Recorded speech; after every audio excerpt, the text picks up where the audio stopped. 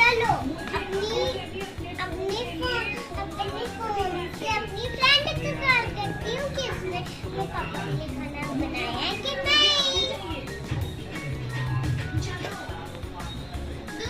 Hello श्रवण, तूने कोई dinner बनाया है अपने पापा के लिए?